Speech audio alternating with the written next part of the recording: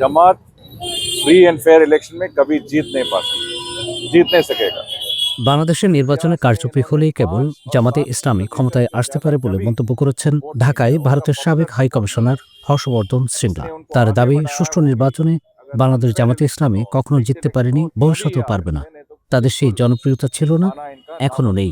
भारत की तरफ से आपने देखा होगा स्टेटमेंट कि हमें एक फ्री फेयर এই সেই হর্ষবর্ধন শ্রিংলা যিনি 2016 থেকে 2019 সাল পর্যন্ত ঢাকায় ভারতের হাই কমিশনার ছিলেন। তিনি ঢাকায় থাকা অবস্থায় 2018 সালে বাংলাদেশে 11তম সংসদ নির্বাচন হয়েছিল। কূটনৈতিকভাবে তার দৌড়ঝাঁপ ছিল লক্ষ্য করার মতো।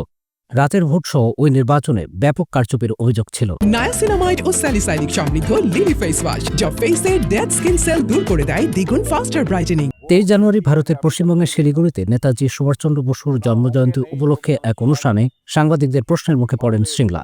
তখন তিনি জামাতের জয়ের আভাসের উপর এই মন্তব্য করেন। जमात फ्री एंड फेयर इलेक्शन में कभी जीत नहीं सकेगा। इतिहास में इन्होंने 5 और 7% से ज्यादा कभी वोट नहीं लिया। उनका पॉपुलर सपोर्ट नहीं है। किसी ने उनको आगे बढ़ाया, वो भी अगर अनफेयर इलेक्शन हो, रिग्ड इलेक्शन हो, तभी ये आ सकते हैं, नहीं तो बिल्कुल आना इनका नामुमकिन है। নায়াসিনামাইড ও স্যালিসাইলিক সমৃদ্ধ লিলি ফেস ওয়াশ যা ফেসের ডেড স্কিন সেল দূর করে দেয় দ্বিগুণ ফাস্টার ব্রাইটেনিং।